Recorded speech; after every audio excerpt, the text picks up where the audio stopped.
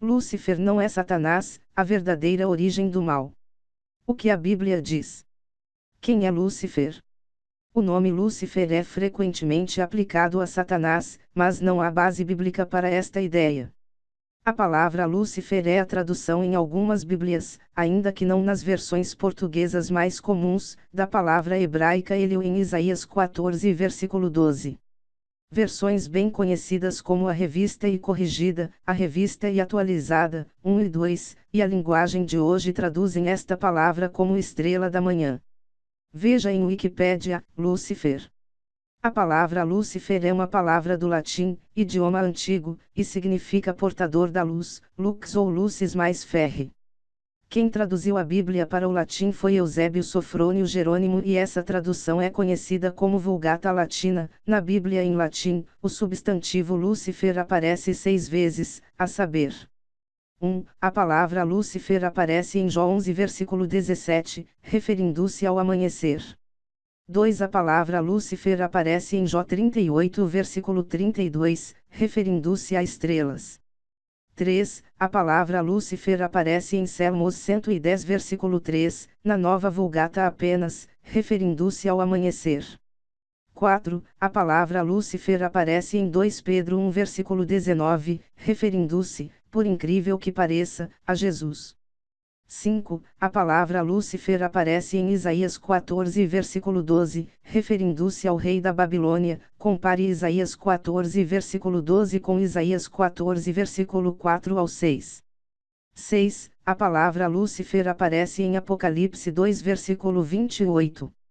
Isaías 14 é uma profecia sobre a queda do rei de Babilônia, veja 14 versículo 4. Este rei exaltava-se, buscando tomar a glória que pertence a Deus. A profecia de Isaías 14 mostra que ele seria derrubado de volta à terra. É interessante que o Novo Testamento fale sobre a estrela da alva, 2 Pedro 1 versículo 19, e a estrela da manhã, Apocalipse 2 versículo 28, 22 versículo 16.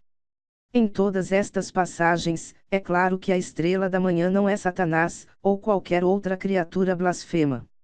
O próprio Jesus é a brilhante estrela da manhã que abençoa seus servos fiéis.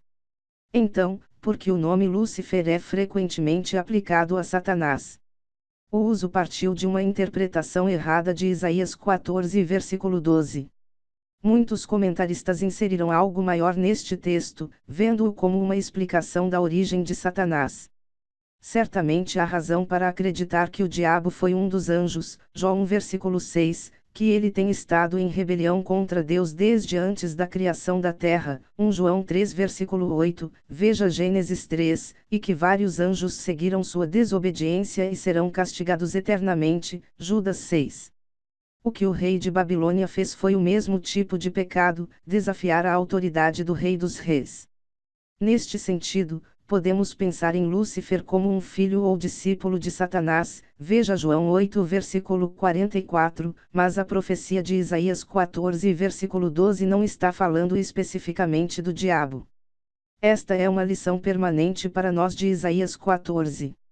O rei de Babilônia serve como um lembrete claro da verdade das palavras de Jesus em Lucas 14 versículo 11, todo o que se exalta será humilhado, e o que se humilha será exaltado. Que possamos andar humildemente com nosso Deus. Satanás nunca foi Lúcifer, a verdade sobre a origem do mal. Primeiras palavras. O mal é algo que só se caracteriza graças, primeiramente, à existência do bem. Porém, ao caracterizar-se, o mal acaba por caracterizar o bem, ou seja, caracteriza que o bem é bom. O bem e o mal são forças que se anulariam caso existisse apenas uma. Por exemplo, a saúde é algo bom, mas só para quem conhece a doença, que é algo mal. Ora, quando temos saúde, não damos importância ao tipo de bebida ou comida que consumimos. O importante é que sejam agradáveis ao nosso paladar. No entanto, quando adoecemos é que percebemos que a saúde é algo bom, ou seja, por intermédio do mal descobri que o bem é bom. Essa relação é diretamente proporcional, ou seja, quanto maior for o mal, mais certeza teremos de que o bem é bom. No exemplo em questão, quanto maior for a enfermidade, mais certeza terá o enfermo de que a saúde é algo bom. Logo, o mal da doença caracteriza a benignidade da saúde. Mas, não existe doença sem que haja primeiramente a saúde. Portanto, o mal caracteriza o bem, mas sua existência depende da prévia existência do bem. Muitos, ou todos, condenam Adão e Eva por terem comido o fruto da árvore do conhecimento entre o bem e o mal. Para nós é muito fácil dizer que o que eles fizeram não foi correto, mas só sabemos disso porque somos conhecedores do pecado. Certamente que Adão e Eva não sabiam que a vida eterna era algo bom, até conhecerem a morte. Depois disso, passaram a dar valor ao fruto de uma árvore que sempre esteve à disposição deles, mas lhes parecia tão normal quanto as outras, por isso não lhe dava importância, a árvore da vida. Mas, agora não eram mais dignos de chegarem a ela. Por isso Deus colocou querubins para guardarem-na. Então, disse o Senhor Deus, eis que o homem se tornou como um de nós, conhecedor do bem e do mal, assim não estenda a mão, e tome também a árvore da vida, e coma, e viva eternamente. O Senhor Deus, por isso, o lançou fora do jardim do Éden, a fim de lavrar a terra de que fora tomado. E, expulso o homem, colocou querubins ao oriente do jardim do Éden, para guardar o caminho da árvore da vida. Gênesis 3 versículo 22 ao 24. Portanto, a vida eterna só se caracterizou como algo bom graças ao conhecimento sobre a morte que, naquele momento, caracterizava-se como má. Uma questão pode ser levantada nesta situação: qual o motivo da existência da árvore do conhecimento, sobre o bem e o mal, no paraíso, se ela viria a trazer tantos malefícios? Acredito, e agora se trata de uma reflexão meramente individual, portanto passível de discussão, que a existência da árvore do conhecimento tem o objetivo de caracterizar a benignidade de Deus, ou seja, primeiro existiu o bem, mas foi necessária a introdução do mal para que o bem pudesse ser caracterizado. Com base nisso, pode-se afirmar, o mal já existia no paraíso antes mesmo da criação do homem, mais precisamente no terceiro dia da criação ele surgiu. Logo, é verdade afirmar que Adão e Eva foram os primeiros homens a pecar, mas não que eles foram os responsáveis pela introdução do mal no paraíso, pois o mal já existia antes mesmo deles terem comido o fruto proibido. Ora, Satanás estava na serpente, logo o mal já existia, e tanto isso é verdade que Deus criou a primeira lei: de toda árvore do jardim comerás livremente, mas da árvore do conhecimento do bem e do mal não comerás. Gênesis 2 versículo 16 e 17. Se havia lei era porque já havia o mal, transgressão, pois, onde não há lei, também não há transgressão. Romanos 4 versículo 15. Pela lei vem o pleno conhecimento do pecado. Romanos 3 versículo 20. Sabe-se, portanto, que o mal já existia no paraíso antes mesmo de Adão e Eva terem pecado, mas a questão que fundamenta este estudo é: como surgiu o mal? Necessariamente, quando se busca um conhecimento sobre a origem do mal, busca-se, também, o conhecimento sobre a origem de seu maior representante, Satanás, diabo. Mas adiante vamos discorrer um aprofundado estudo bíblico à procura de evidências que possam fundamentar toda essa história de um dia Satanás ter sido Lúcifer, um anjo que queria ser mais poderoso que Deus, e que iniciou uma peleja no céu, na qual foi derrotado e lançado à terra e nos tenta até hoje. Após este estudo descobriremos que tudo isso não passa de uma lenda causada por uma interpretação equivocada dos leitores e estudiosos da Bíblia. Os povos mais abençoados por Deus. Na Bíblia, mais precisamente no Antigo Testamento, há relatos sobre dezenas de povos que tiveram, direta ou indiretamente, alguma relação com o povo de Israel. Entre eles podemos citar os egípcios, os babilônios, os sidomeses, os de Tiro, os da Assíria, os de Moabe, etc. Todos esses povos tiveram alguma relação negativa com o povo de Israel e, através de profecias, receberam duras penas de Deus. No livro intitulado Ezequiel encontra-se várias profecias contra alguns desses povos. Por exemplo, em Eze 25 há profecias contra os povos de Amon, Moabe, Edom e Filistia. Em várias outras partes da Bíblia, principalmente em Isaías, Jeremias, Ezequiel e Daniel, podem ser encontradas diversas dessas profecias. Porém, em relação a alguns povos Deus, por intermédio dos profetas, além de anunciar profecias de destruição, anunciou, também, lamentações. Os únicos povos que Deus lamentou destruir foram Israel, Egito, Tiro e Babilônia. Qual seria o motivo que levou Deus a lamentar a destruição desses povos? Ora, por uma razão comum, os reis, ou príncipes, desses povos eram abençoados e amados por Deus. Ora, como pôde Deus amar e abençoar povos como, por exemplo, os egípcios que tanto mal lhe fez, se é que fizeram algum bem? Esta indagação só pode ser respondida, com clareza, após uma profunda análise dos relatos bíblicos sobre esses povos e, logo após, vamos associar as conclusões com a equivocada história sobre a origem de Satanás, que é o objetivo de nossa discussão. As lamentações a esses povos podem ser encontradas em 1. Lamentações, livro todo dedicado ao sofrimento do povo de Israel. 2. Ezequiel 27 versículo 1 ao 4, Lamentações a Tiro e seu rei. Veio a minha palavra do Senhor, dizendo, Tu, pois, ó filho do homem, levanta uma lamentação sobre Tiro, dás a Tiro, assim diz o Senhor, ó Tiro, tu dás-as, eu sou perfeita em formosura. No coração dos mares, estão os teus limites, os que te edificaram aperfeiçoaram a tua formosura. 3. Jeremias 51 versículos 7 ao 9, Lamentação a Babilônia e seu rei. A Babilônia era um copo de ouro na mão do Senhor. Repentinamente, caiu Babilônia ela, porém, não sarou, lamentai por ela, tomai bálsamo para a sua ferida. 4. Ezequiel 32 versículo 1 e 2, Lamentação ao Egito. Veio a minha palavra do Senhor, dizendo, Filho do homem, levanta uma lamentação contra Faraó, rei do Egito, e dize-lhe, foste comparado a um filho de leão entre as nações. Sabe-se, agora, após ler esses trechos, que Deus realmente lamentou destruir esses povos, mas, exatamente, o que significa lamentar? Se analisarmos em um dicionário, lamentar é o mesmo que 1. Chorar, gemendo ou gritando, 2. Lastimar, deplorar, 3. Proferir palavras de tristeza, aflição. Logo, Deus estava muito triste ao anunciar os castigos a esses povos, aos quais os amava bastante. 3.1 O povo de Israel. Não há dúvidas sobre o grande amor de Deus em relação ao povo de Israel, o povo de Deus, Êxodo 3 versículo 10, principalmente a cidade de Jerusalém, sendo esta, simbolicamente, considerada a noiva de Deus, Isaías 62 versículo 3 ao 5. Porém a recíproca desse amor não era verdadeira, uma vez que este povo despontava tanto a Deus que ele, por diversas vezes, o castigou e, arrependendo-se, por conta de seu grande amor, o perdoou.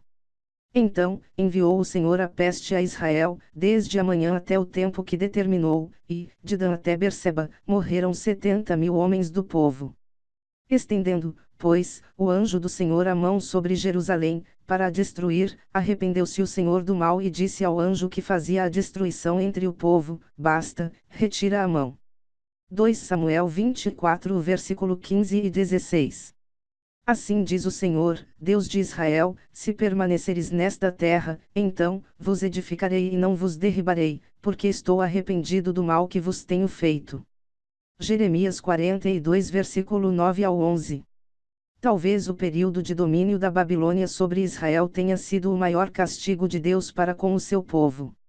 Assim diz o Senhor dos Exércitos, visto que não escutastes as minhas palavras, eis que mandarei buscar todas as tribos do norte, diz o Senhor, como também a Nabucodonosor, rei da Babilônia, meu servo, e os trarei contra esta terra, contra os seus moradores e contra todas as nações em redor, e os destruirei totalmente. Toda esta terra virá a ser um deserto e um espanto, todas estas nações servirão ao rei da Babilônia 70 anos, Jeremias 25 versículo 8, 9 e 11. Era com grande tristeza que ele o castigava. Acaso, tenho eu prazer na morte do perverso? Diz o Senhor, não desejo eu, antes, que ele se converta e viva. Não tenho prazer na morte de ninguém, diz o Senhor Deus. Portanto, convertei-vos e vivei. Ezequiel 18 versículo 23 ao 32. Tamanha era essa tristeza que há um livro todo focado em prantear o castigo sofrido pelo povo de Israel durante o domínio babilônico. Este livro é intitulado Lamentações. Logo, não há dúvidas do motivo de Deus lamentar o castigo dado a Israel era porque o amava muito, tanto que o escolheu como seu povo. 3.2 O povo do Egito. Antes de iniciarmos uma análise sobre a relação que Deus tinha com o Egito, é preciso que se reflita sobre a seguinte indagação: se Deus, em suas próprias palavras, ao descrever o Brasil, simbolicamente, o comparasse à maior, mais bela e formosa árvore do Éden e que nenhuma outra árvore a ela se assemelhava. Que conclusões poderíamos tirar disso? Ora, que o Brasil seria um lugar abençoado por Deus e Ele muito o quer bem. Correto? Pois você sabia, leitor, que foi exatamente essa comparação que Deus fez, por intermédio do profeta Ezequiel, ao descrever o Egito. Veio a mim a palavra do Senhor, dizendo: Filho do homem, dás a Faraó, rei do Egito, e a multidão do seu povo, a quem é semelhante na tua grandeza. Se elevou a sua estatura sobre todas as árvores do campo, e se multiplicaram os seus ramos, por causa das muitas águas durante o seu crescimento. Os cedros no jardim de Deus não lhe eram rivais, nenhuma árvore do jardim de Deus se assemelhava a ele na sua formosura. Todas as árvores do Éden, que estavam no jardim de Deus, tiveram inveja dele. Ezequiel 31 versículo 1 e 2, 5, 8 ao 9. Quem proporcionou ao Egito ser merecedor de tais adjetivos? Ora, o próprio Deus assim o fez. Formoso o fiz na multidão de seus ramos, todas as árvores do Éden, que estavam no jardim de Deus, tiveram inveja dele. Ezequiel 31 versículo 9. Mas, apesar de todas as bênçãos recebidas, os egípcios não as reconheceram como sendo oriundas de Deus. Antes acreditavam ser Faraó um deus. A terra do Egito se tornará em desolação e deserto, e saberão que eu sou o Senhor. Visto que disseste, o rio é meu, e eu o fiz, eis que estou contra ti e contra os teus rios. Ezequiel 29 versículo 9 e 10. Por esta razão Deus decidiu entregar o Egito nas mãos de Nabucodonosor, rei da Babilônia, assim como fez a Israel. Assim diz o Senhor Deus: eis que eu darei a Nabucodonosor, rei da Babilônia, a terra do Egito. Ezequiel 29 versículo 19. Assim diz o Senhor Deus: eu, pois, farei cessar a pompa do Egito, por intermédio de Nabucodonosor, rei da Babilônia. Ezequiel 30 versículo 10. Portanto, por Deus ter abençoado a Faraó e este não ter reconhecido que seu poder vinha de Deus, ao contrário, ele achava que era um Deus, que ele lamentou profundamente ter que destruí-lo. Filho do homem, levanta uma lamentação contra Faraó, rei do Egito, e diz-lhe: quando eu te extinguir, cobrirei os céus e farei enegrecer as suas estrelas, encobrirei o sol com uma nuvem, e a lua não resplandecerá a sua luz. Por tua causa, vestirei de preto todos os brilhantes luminares do céu e trarei trevas sobre o teu país, diz o Senhor Deus. Ezequiel 32 versículo 2, 7 e 8. 3.3 O povo de Tiro. Tiro era uma cidade muito próspera no comércio marítimo e, por causa disso, exercia grande influência sobre diversos povos, sendo considerada a feira das nações, Isaías 23 versículo 3, ou seja, a fonte de abastecimento dos povos. Tiro era também chamada de a grande distribuidora de coroas, Isaías 23 versículo 8, caracterizando a grande riqueza que possuía. Em Ezequiel 27 acha-se uma lista dos povos aos quais Tiro exercia grande influência comercial. Povos como Baissã, Egito, Sidom, Pessas, Tarsis, Síria, Judá, Israel, Arábia, Sabã, entre outros. Em troca das mercadorias oriundas da cidade Tiro, os povos davam prata, bronze, escravos, madeira de ébano, esmeraldas, linho puro, trigo, azeite, cordeiros, bodes, carneiros, ouro, aromas finos, navios e, inclusive, povos como os persas ofereciam seus soldados para lutarem em nome de Tiro. Os persas se acharam em teu exército e eram teus homens de guerra, escudos e capacetes penduraram em ti, manifestaram a tua glória. Ezequiel 27 versículo 10. Como podemos observar, a cidade de Tiro era muito rica, próspera e, sobretudo, poderosa. Todo esse poder foi conseguido graças ao seu rei, que vamos conhecer a seguir. 3.3.1 O rei de Tiro era um dos homens mais sábios da época, segundo as próprias palavras de Deus. Sim, és mais sábio que Daniel, não há segredo algum que possa esconder de ti, pela tua sabedoria e pelo teu entendimento, alcançaste o teu poder e adquiriste ouro e prata nos teus tesouros. Eze 28 2.3-4. Sendo, como podemos verificar, mais sábio que Daniel, um dos grandes profetas de Deus. Logo, pode-se dizer que o rei de Tiro era uma pessoa abençoada por Deus, uma vez que só Deus dá a sabedoria e o poder. Disse Daniel: seja bendito o nome de Deus, de eternidade a eternidade, porque dele é a sabedoria e o poder, é ele quem muda o tempo e as estações, remove reis e estabelece reis, ele dá sabedoria aos sábios e entendimento aos inteligentes. Daniel 2 versículo 20 e 21. A todos aqueles que Deus dá a sabedoria, esta lhe proporciona sorte de bens e tesouros, como aconteceu com o rei de Tiro. Eu, a sabedoria, ando pelo caminho da justiça, no meio das vareidas do juízo, para dotar de bens os que me amam e lhes encher os tesouros. Provérbios 8 versículo 12 ao 20 e 21. Porém os estrondosos aumentos de riquezas e de poder fizeram com que o rei de Tiro ganhasse tanta estima, de diversos povos, que ele começou a achar que era o próprio Deus. Dais ao príncipe de Tiro, assim o diz o Senhor Deus, visto que se eleva o teu coração e dais-as, eu sou Deus, sobre a cadeira de Deus me assento no coração dos mares, e não passas de homem e não és Deus, ainda que estimas o teu coração como se fora o coração de Deus. Ezequiel 28 versículo 2. Por causa disso, Deus decidiu entregar a cidade de Tiro nas mãos da Babilônia. Assim diz o Senhor Deus: eis que eu trarei contra Tiro a Nabucodonosor, rei da Babilônia. Isaías 23 versículo 13 ao 15. 3.4 O povo da Babilônia. A Babilônia, no reinado de Nabucodonosor, era o povo mais forte, rico e poderoso da época. Se você, leitor, percebeu, todos os outros três povos, analisados por nós, foram submetidos ao poder da Babilônia. Para se entender melhor o motivo de Deus ter dado tanto poder à Babilônia é necessário que se estude, e entenda, a relação entre Nabucodonosor e Deus.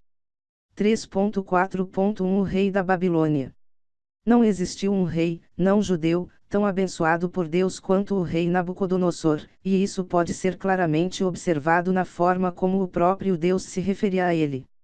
O rei dos reis, Ezequiel 26 versículo 7, meu servo, Jeremias 27 versículo 6 e Jeremias 43 versículo 10. Nabucodonosor foi um rei que conquistou grande poder graças à sua fidelidade a Deus, pois Deus abençoa os justos, como assim o fez a Nabucodonosor. Eu fiz a terra, o homem e os animais que estão sobre a face da terra, com meu grande poder e com meu braço estendido, e os dou àquele a quem for justo. Agora, eu entregarei todas estas terras ao poder de Nabucodonosor, rei da Babilônia, meu servo, e também lhe dei os animais do campo para que o sirvam. Jeremias 27 versículos 5 e 6.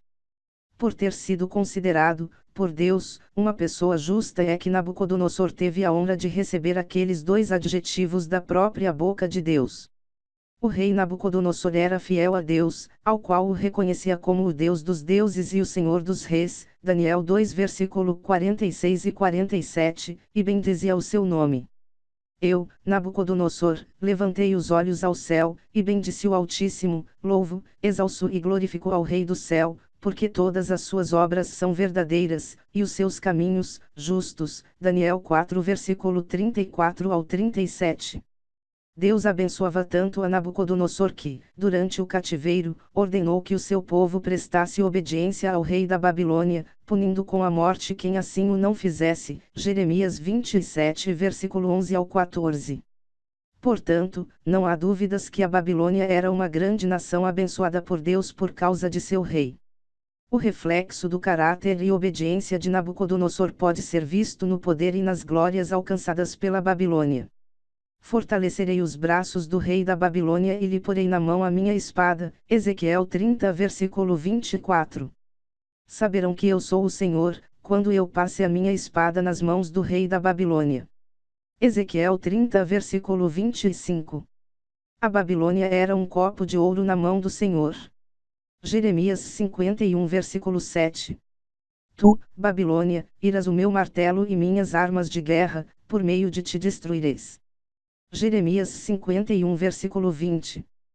Porém uma coisa é certa, e esta é uma reflexão minha: o poder e a riqueza são os elementos que mais tentam o coração dos justos à desobediência aos preceitos de Deus, levando o homem à loucura.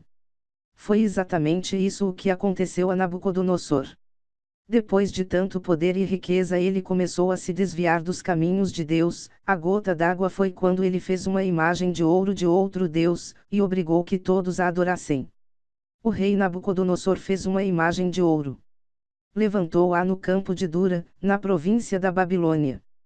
Qualquer que não se prostrar e não adorar será, no mesmo instante, lançado na fornalha de fogo ardente. Daniel 3 versículo 1 ao 6. Neste momento Deus perdoa Israel e arrepende-se do mal que lhe fez. Assim diz o Senhor, Deus de Israel: se permaneceres nesta terra, então, vos edificarei e não vos derribarei, porque estou arrependido do mal que vos tenho feito. Jeremias 42 versículo 9 ao 11. Deus, então, anuncia a destruição da Babilônia. Eis agora vem uma tropa de homens, cavaleiros de 2 a 2. Então, ergueu ele a voz, disse: caiu, caiu Babilônia, e todas as imagens de escultura dos seus deuses jazem despedaçadas por terra. Isaías 21 versículo 9 e 10. Ponde-vos em ordem de batalha em redor contra a Babilônia, todos vós que manejais o arco, atirai-lhe, não poupeis as flechas, porque ela pecou contra o Senhor. Portanto, assim diz o Senhor dos Exércitos, o Deus de Israel: eis que castigarei o rei da Babilônia e a sua terra. Jeremias 50 versículo 14 ao 18. Porém, Deus lamentou profundamente ter que fazer isso. A Babilônia era um copo de ouro na mão do Senhor, o qual embriagava a toda a terra, do seu vinho beberão as nações, por isso, enlouquecerão. Repentinamente, caiu Babilônia e ficou arruinada. Lamentai por ela, tomai bálsamo para a sua ferida, porventura sarará. Queríamos curar Babilônia, ela, porém, não sarou. Deixai-a, e cada um vá para a sua terra, porque o seu juízo chega até ao céu e se eleva até as mais altas nuvens. Jeremias 51 versículos 7 ao 9. Tu, Babilônia, irás o meu martelo e minhas armas de guerra, por meio de ti, despedacei nações e destruireis, por meio de ti despedacei o homem e a mulher, despedacei o velho e o moço, despedacei o jovem e a virgem, por meio de ti, despedacei o pastor e seu rebanho, despedacei o lavrador e sua junta de bois, despedacei governadores e vice-reis. Jeremias 51 versículo 20 ao 23. Então, por meio de um sonho, Deus anuncia a Nabucodonosor a sua queda e destruição do reino. Eu, Nabucodonosor, estava tranquilo em minha casa e feliz no meu palácio. Tive um sonho que me espantou, e, quando estava no meu leito, os pensamentos e as visões da minha cabeça me turbaram. Eram assim as visões da minha cabeça: eu estava olhando e vi uma árvore no meio da terra, cuja altura era grande, crescia a árvore e se tornava forte, de maneira que sua altura chegava até ao céu, e era vista até os confins da terra. A sua folhagem era formosa, e o seu fruto, abundante, e havia nela sustento para todos. No meu sonho, vi um vigilante, um santo, que descia do céu, clamando fortemente e dizendo: derribai a árvore, cortai-lhe os ramos, derriçai-lhe as folhas, espalhai o seu fruto, afugentemo os animais de debaixo dela e as aves, dos seus ramos. A árvore que viste, que cresceu e se tornou forte, cuja altura chegou até ao céu, e que foi vista por toda a terra.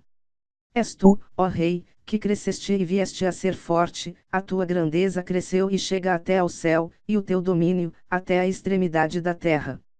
Esta é a interpretação, ó rei, este é o decreto do Altíssimo, que virá contra o rei, meu senhor, serás expulso de entre os homens, e a tua morada será com os animais do campo, e dar-te-ão a comer ervas como aos bois, e serás molhado do orvalho do céu, e passar-se-ão 7 tempos por cima de ti, até que conheças que o Altíssimo tem domínio sobre o reino dos homens e o dá a quem quer.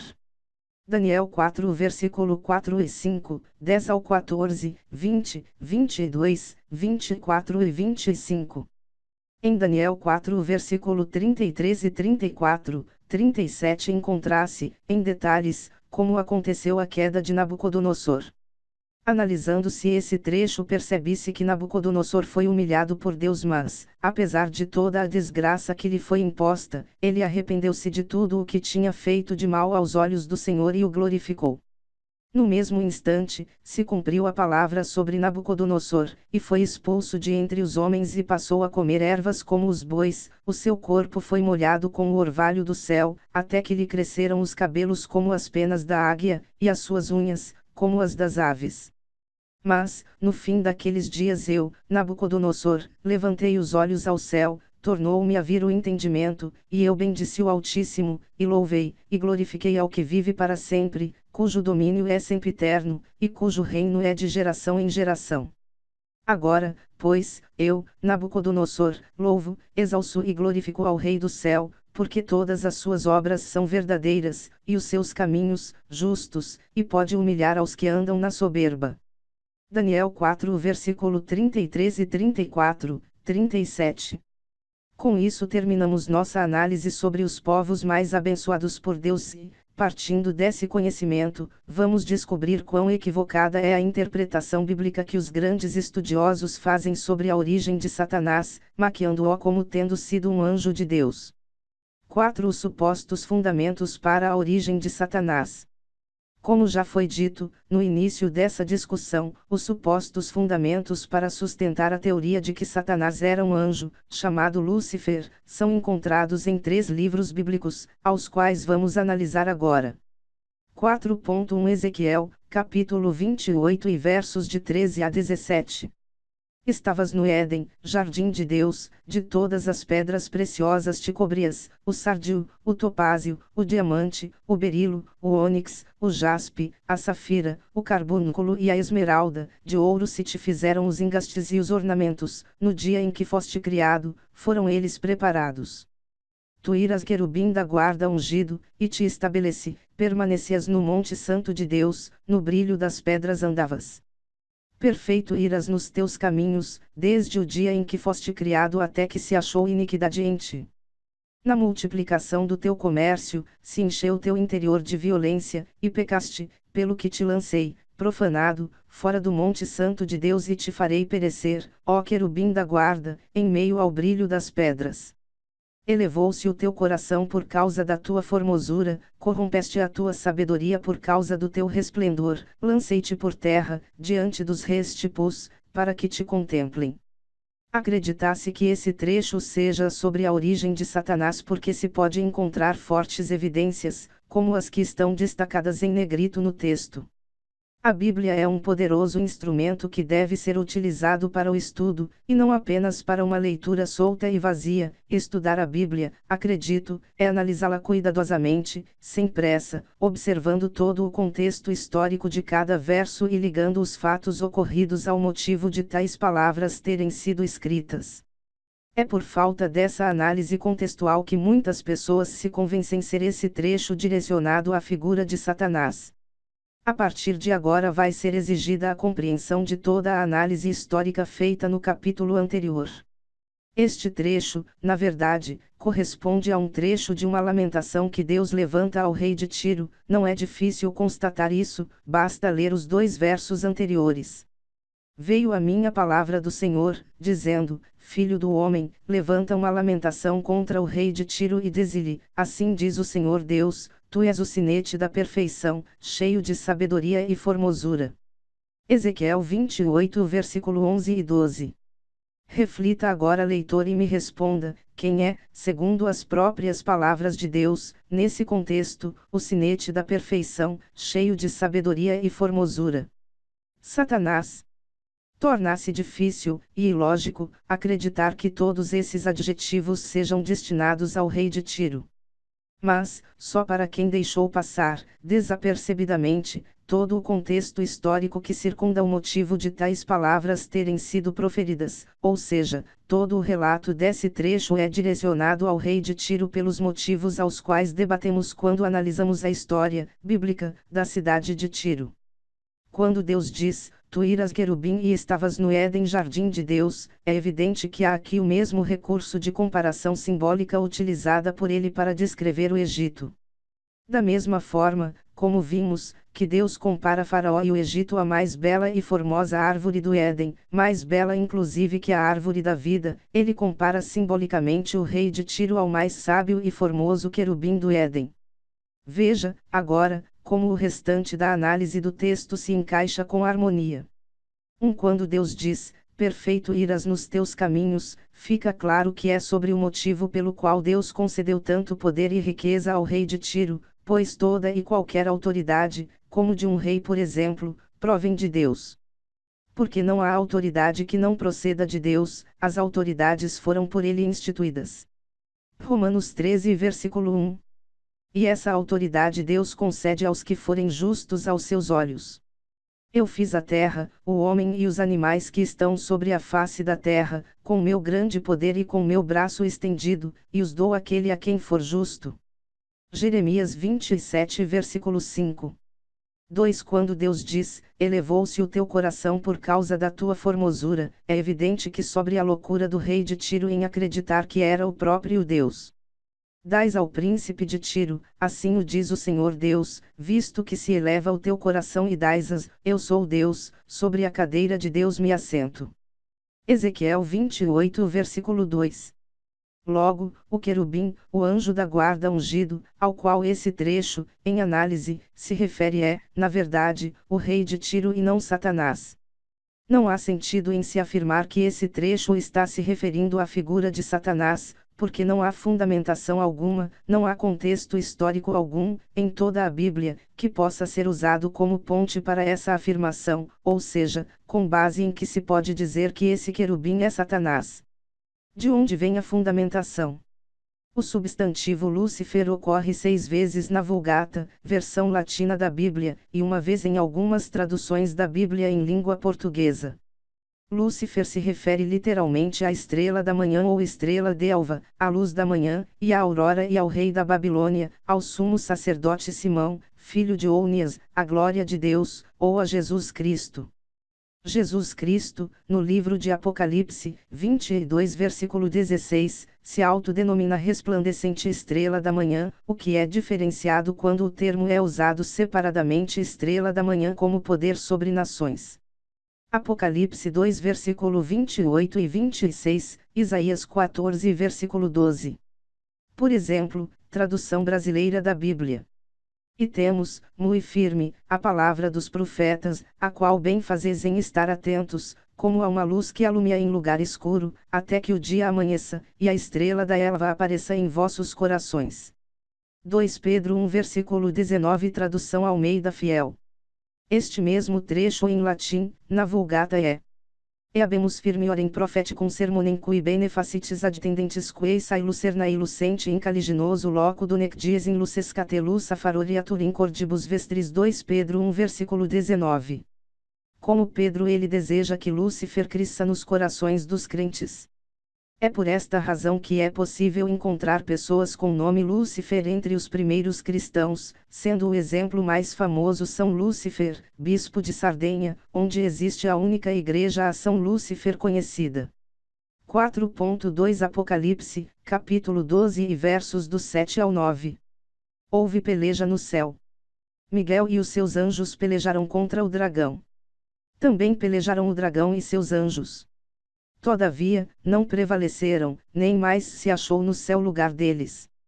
E foi expulso o grande dragão, a antiga serpente, que se chama Diabo e Satanás, o sedutor do mundo, sim, foi atirado para a terra e, com ele, os seus anjos. Para os que acreditam na história de Satanás ter sido Lúcifer, esse trecho complementa o trecho analisado no subcapítulo anterior, ou seja, depois que Deus descobriu a iniquidade no coração de Satanás teria acontecido essa peleja, acima descrita, para expulsá-lo do céu. Logo, o que fundamenta esse trecho são exatamente as conclusões infundadas que tiram do trecho do subcapítulo anterior. Nada mais ilógico. Mais uma vez é feita uma análise de um trecho bíblico sem a atenção necessária à análise do contexto ao qual, verdadeiramente, o fundamenta.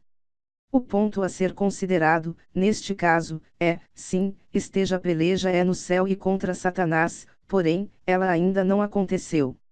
Ora, Apocalipse é um livro profético, ou seja, um livro de profecias que, segundo qualquer dicionário, significa predição feita por um profeta. E profeta significa indivíduo que predaz o futuro.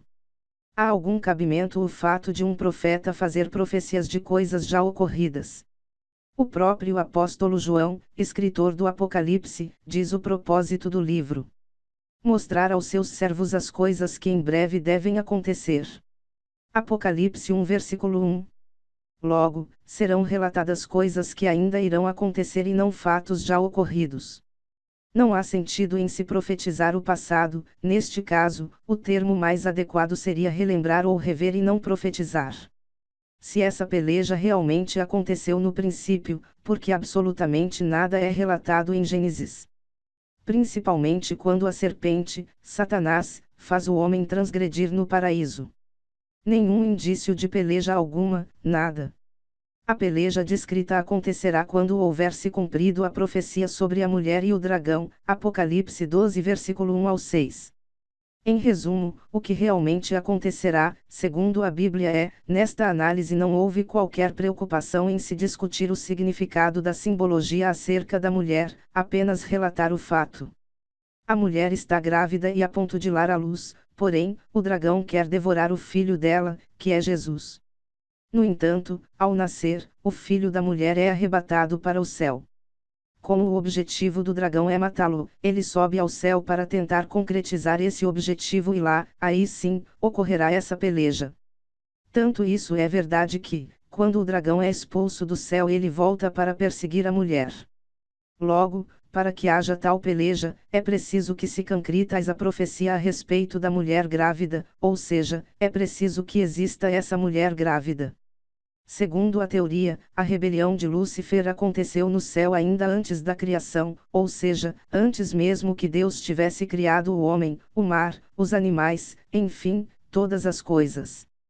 Porém, indago, em tom de desafio, a todo e qualquer estudioso da palavra de Deus, a me provar, biblicamente, a existência de qualquer forma de vida antes de Deus ter iniciado sua obra de criação. No princípio, criou Deus os céus e a terra. Gênesis 1 versículo 1. Este é o primeiro verso da Bíblia, este é o verso que atesta o princípio de todas as coisas, a criação dos céus e da terra e tudo o que neles há. A verdade só existe quando se manifesta em sua total plenitude, ou seja, ou a verdade é 100% ou ela não é verdade. 99% de verdade torna-a uma mentira, uma falsa verdade. É exatamente essa falsa verdade, que eu prefiro chamar de mentira, que é pregada quando se induz as pessoas a acreditarem nesse tempo e espaço da suposta peleja entre Lúcifer e os habitantes do céu. Há uma grande desarmonia com a palavra de Deus, Bíblia, no que diz respeito ao tempo em que ocorreu esta peleja, antes da criação. Ora, como é que um estratagema tão tolo se passa por verdade durante tanto tempo? Como é que pôde, leitores em sã consciência, acontecer uma peleja no céu se os céus ainda nem tinham sido criados? Logo, acreditar que essa peleja representa a expulsão, no céu, de Satanás, quando este ainda era chamado de Lúcifer, e seus anjos, é acreditar numa suposta desarmonia, contradição, bíblica, na qual uma hora se afirma, em Gênesis, que Deus criou o universo e tudo o que nele há e outra hora se afirma, em Apocalipse, que já havia vida, tempo e espaço antes mesmo da criação dos céus e da terra. Acreditar nessa desarmonia é acreditar que a Bíblia não é a fonte da verdade, é acreditar que ela não é fonte de inspiração divina. Outra grande desarmonia encontra-se no aspecto do local ao qual ocorreu esta peleja, iniciou-se no céu e culminou com Lúcifer sendo lançado à terra. Mais uma vez indago, como Lúcifer conseguiu rebelar-se e iniciar uma peleja no céu, se ainda não havia céu? Como conseguiram expulsá-lo de um céu, que ainda não existia, e atirá-lo à terra, quando esta, também, ainda não havia sido criada? Estamos diante, talvez, da maior farsa da história, sob o aspecto religioso. Finalmente, com base em que se pode afirmar que essa peleja aconteceu antes do princípio dos tempos? Qual ponte, em argumentos fundamentados, há entre esta peleja e Satanás ter sido um querubim de Deus? O único indício de quem era Satanás, no princípio dos tempos, é o de que ele era a antiga serpente, Apocalipse 12 versículo 9, e não um querubim. É incrível como toda essa história, a respeito dessa peleja, pregada por aí, consiga passar-se por verdadeira sendo apoiada em estratagemas tão tolos, como o de se afirmar que é possível profetizar-se o passado e de que havia um universo paralelo antes da criação. Todo embasamento para ser justificado deve encontrar harmonia com os escritos bíblicos, se não for necessária essa harmonia, é melhor pararmos a discussão por aqui. 4.3 Isaías, capítulo 14 versículo 12 ao 14. Como caíste do céu, ó estrela da manhã, filho da elva! Como foste lançado por terra, tu que debilitava as nações! Tu dizias no teu coração, eu subirei ao céu, acima das estrelas de Deus exaltarei o meu trono e no monte da congregação me assentarei, nas extremidades do norte. Subirei acima das mais altas nuvens e serei semelhante ao Altíssimo. Este trecho, verdadeiramente, não tem relação alguma com a possível origem de Satanás por dois motivos, um de simples verificação e outro de profunda análise. Fazendo uma simples verificação do contexto, observa-se que se trata de um trecho dirigido ao rei da Babilônia. Não precisa esforçar-se muito para chegar a essa conclusão, basta ler os versos 4 e 22 deste mesmo capítulo. Então proferirás este motejo contra o rei da Babilônia. Isaías 14 versículo 4. Levantar-me-ei contra eles, diz o Senhor dos Exércitos, exterminarei de Babilônia o nome e os sobreviventes, os descendentes e a posteridade, diz o Senhor. Isaías 14 versículo 22. Logo, com isso, percebe-se que o capítulo 14 de Isaías do verso 1 ao 23, tratasse de uma profecia sobre a queda do maior reino da terra, na época, o reino da Babilônia. Fazendo, por outro lado, uma análise profunda de todo o contexto histórico, análise essa discutida quando analisamos a história de Nabucodonosor, observamos o seguinte. No verso 12, os adjetivos estrela da manhã, em traduções antigas, Lúcifer. Eis aí o motivo de toda a confusão, e filho da elva são direcionados ao rei Nabucodonosor, da mesma forma que Deus assim o fez quanto aos reis do Egito e de Tiro. Quando é dito, como caíste do céu, tu que debilitava as nações, há um reforço de que estas palavras são direcionadas a Nabucodonosor, pois, me diga leitor, qual foi o rei cuja grandeza e o poder chegavam até ao céu e o domínio até a extremidade da terra? Se você não lembra, retorne ao subtítulo 3.4 e descubra a resposta, mas já vou adiantando que não foi Satanás. Os versos 13 e 14 tratam sobre a loucura de Nabucodonosor, por conta do grande crescimento de seu poder e, por causa de sua exaltação própria, pois ele tinha poder sobre a vida e a morte de qualquer indivíduo, como pode se verificar nas palavras do profeta Daniel. Deus, o Altíssimo, deu a Nabucodonosor, o reino e grandeza, glória e majestade. Por causa da grandeza que lhe deu, povos, nações e homens de todas as línguas tremiam diante dele, matava a quem queria e a quem queria deixava com vida, a quem queria exaltava e a quem queria abatia. Quando, porém, o seu coração se elevou, e o seu espírito se tornou soberbo e arrogante, foi derribado do seu trono real, e passou dele a sua glória.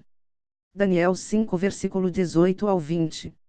Faça agora, leitor, uma análise em todo o Antigo Testamento e você verá que, como foi dito anteriormente, não houve um rei não judeu mais poderoso, e abençoado por Deus, que Nabucodonosor, e é por causa de sua traição contra Deus que a Babilônia é um dos povos mais citados e odiados em toda a Bíblia.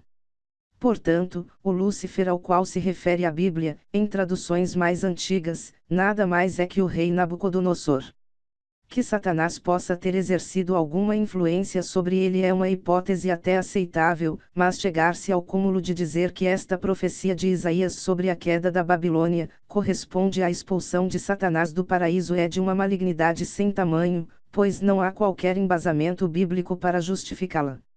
Entretanto, há uma resposta de Jesus Cristo àqueles que estudam a palavra, mas encobrem a verdade. Ai de vós, intérpretes da lei! Porque tomaste a chave da ciência, contudo, vós mesmos não entrastes e impedistes os que estavam entrando. Lucas 11 versículo 52. 5 considerações finais. Ora, se Satanás não foi Lúcifer, o anjo de luz, a estrela da manhã, o filho da Elva. Se toda essa história não tem fundamento, qual seria, então, a verdadeira origem de Satanás? Quando isso aconteceu? A verdade é que a Bíblia não faz referência a tal assunto, a referência mais antiga sobre Satanás é a que diz ter sido ele a antiga serpente do Éden, Apocalipse 20 versículo 2, e só. Nada sobre a sua origem. Mas de uma coisa esteja certo, leitor, ele foi criado por Deus na mesma semana que o homem assim o foi, ou seja, a origem de Satanás é mais antiga que a do homem em, no máximo, 5 dias, pois Deus criou o universo, e tudo o que nele há, em 6 dias e no 7º dia descansou e nada fez. Portanto, toda a história de que houve um universo de Deus onde Satanás, Lúcifer, vivia em perfeita harmonia com ele e etc., como é pregada por aí e é descrita em vários livros como, por exemplo, no livro intitulado Patriarcas e Profetas, não passa de mais uma história que saiu da mente fantasiosa de seu autor, uma vez que não há a mínima fundamentação bíblica que demonstre isso. Todas as pessoas que acreditam nisso estão sendo, na verdade, incoerentes com a Bíblia e com as próprias palavras de Jesus e do apóstolo João sobre quem realmente foi e é Satanás. Ele foi homicida desde o princípio e jamais se firmou na verdade. João 8 versículo 44. O diabo vive pecando desde o princípio. 1 João 3 versículo 8. Logo, com base nos trechos acima, temos a certeza de que Satanás nunca foi bom, perfeito e amigo de Deus, como alguns dizem por aí. Acredito que o motivo da disseminação de toda essa história, de universo paralelo e anjo decaído, é o de mascarar a verdade de que o próprio Deus é o criador do mal. As pessoas mentem ao tentar caracterizar Deus apenas como o criador do bem e que o mal jamais procedeu e jamais procederá dele. Para tentar justificar isso criaram toda essa história, a fim de que a origem do mal fosse proveniente de Satanás, e não de Deus. Criando essa história, afirmam, de Deus procede o bem. Quando ele criou Lúcifer eis que este era bom e sábio. Portanto, coube a Lúcifer a origem do mal, e não a Deus, pois o mal não procede de Deus. Com qual propósito criaram essa mentira? Na verdade, com essa história tentam tirar um poder de Deus e dá-lo a Satanás. Assim sendo, Deus é o criador de tudo o que é bom e Satanás o criador de tudo o que é mal, logo, temos, na verdade, 2 criadores e não apenas um. É nisso que você acredita, leitor? Verdadeiramente, só existe um criador de todas as coisas e ele é Deus.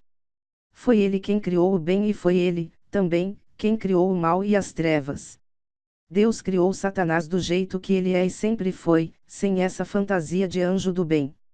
Alguns devem estar pensando que eu estou louco ao afirmar que Deus é, também, o Pai Criador do mal e das trevas.